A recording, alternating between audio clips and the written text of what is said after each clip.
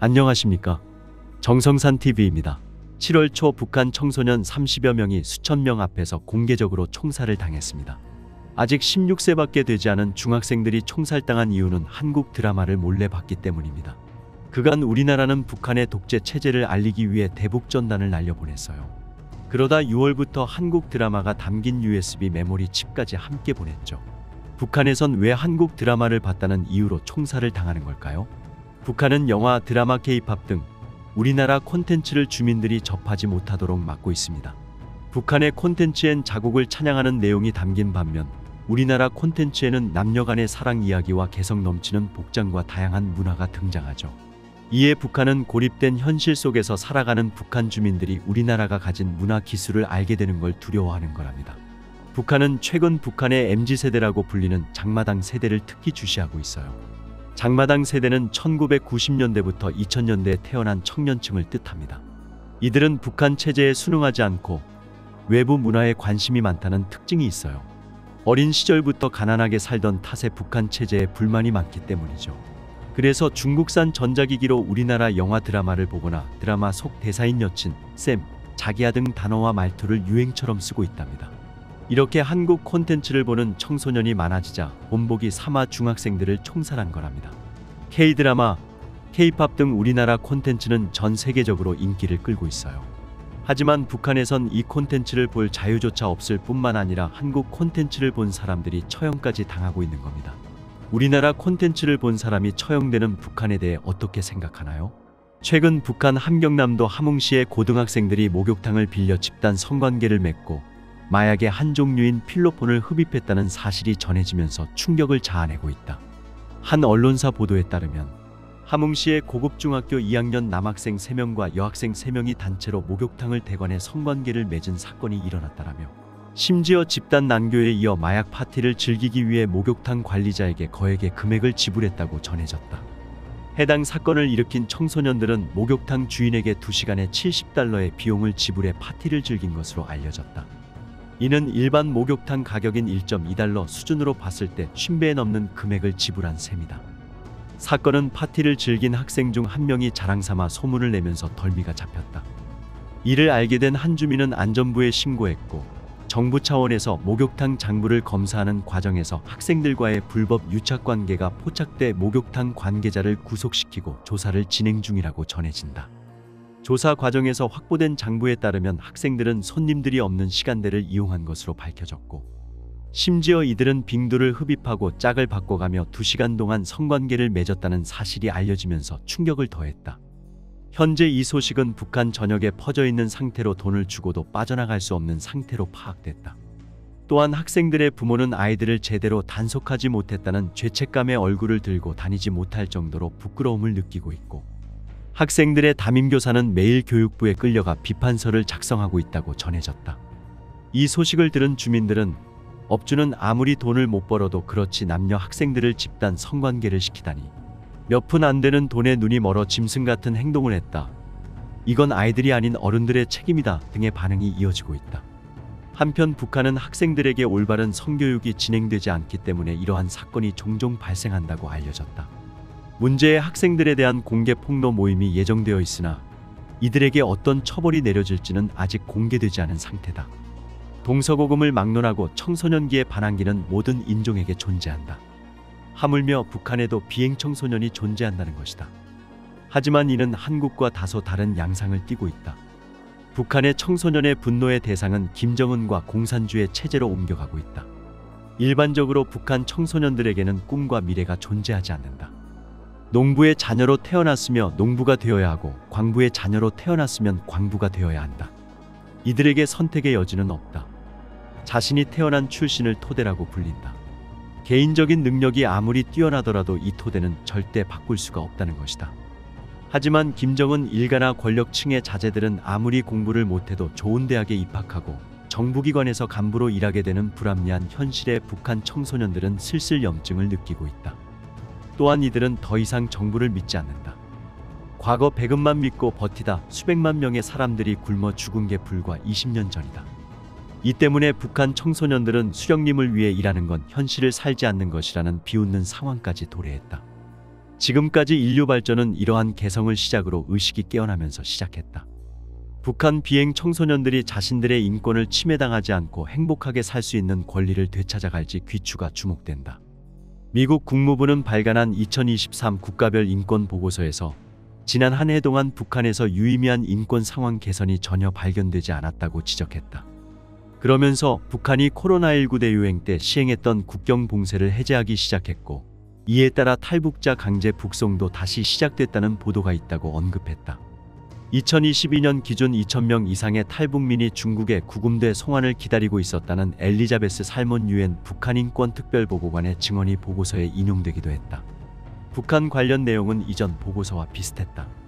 살인, 납치, 고문이나 잔인하고 비인도적인 처벌 등에 대한 보고가 이어지고 있다고 소개했다.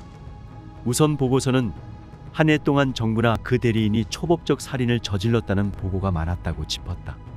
탈북민과 비정부기구, 유엔 보고서 등을 인용, 북한 정권이 정치범과 탈북민 등을 대상으로 광범위한 비사법적 사형을 집행하고 있다고 적시했다.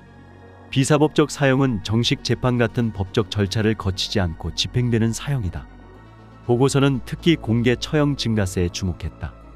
현장 학습의 일환으로 공개 처형 참관이 이뤄진다는 탈북민들의 전원, 코로나19 때 감소했던 공개 처형이 국경 재개방과 함께 다시 급증하는 모습을 보이고 있다는 보도 내용 등을 전했다. 지난해 9월 국가 재산으로 등록된 소를 도살해 판매한 혐의로 9명을 공개 처형하며 25,000명이 이를 지켜보게 했다는 자유아시아 방송 보도를 사례로 들기도 했다. 고문 행태도 자세히 적었다. 구타, 전기고문, 물고문, 알몸 노출, 똑바로 서거나 누울 수 없는 작은 감방에 가두는 것, 손목으로 매달기 등이 북한이 자행 중인 것으로 전해진 고문 종류다. 또 교도소 내에 만연한 여성 수감자 대상 성폭행 및 학대 실상도 폭로됐다. 교도관들이 사실상 면책권을 갖고 있으며 탈북 시도자들에게는 더 심한 성폭행 학대가 가해진다고 보고서는 전했다. 보고서가 추산한 북한 정치범 수는 8만 명에서 12만 명이다. 많으면 20만 명에 이를 수 있다는 추정도 있다. 보고서는 북한 정부는 체제에 대한 비판을 정치 범죄로 본다며 김씨 일가 사진이 있는 신문을 깔고 앉아도 처벌된다고 기술했다. 이외에 언론이 검열되고 인터넷 접근은 제한된다고 밝혔다.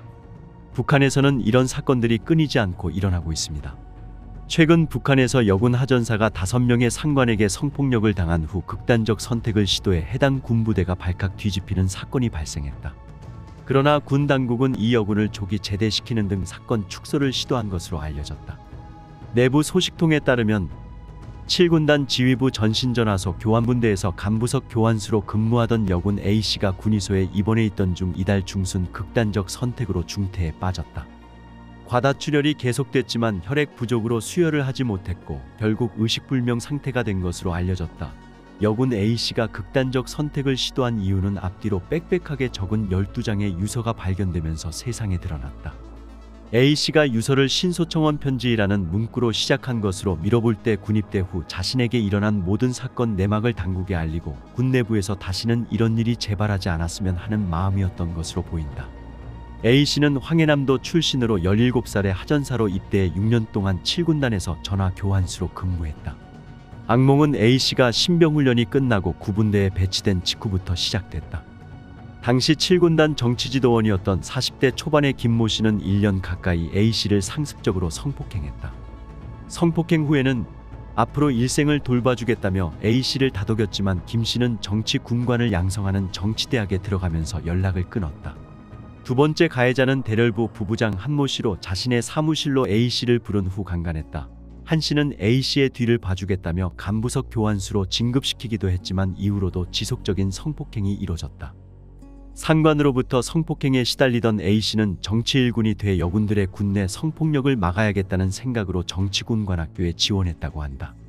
그러나 간부부장 조모 씨는 A씨의 정치대학 지원서를 누락시키면서 정치대학에 가고 싶으면 지하갱도 벙커 내 지휘부 사무실로 오라고 A씨를 유인했다. 간부부장의 의도를 간파한 A씨는 가깝게 지내던 같은 고향 출신 군관 부인에게 손전화 휴대전화를 빌려 녹음을 하면서 사무실로 갔다.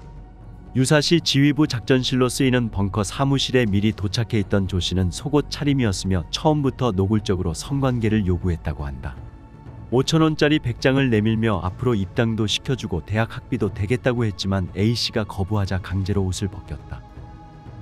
그런데 A씨의 옷에서 녹음 중인 손전화가 나오자 A씨를 폭행했고 손전화 주인까지 찾아내 관련 사실을 발설하지 못하도록 협박했다.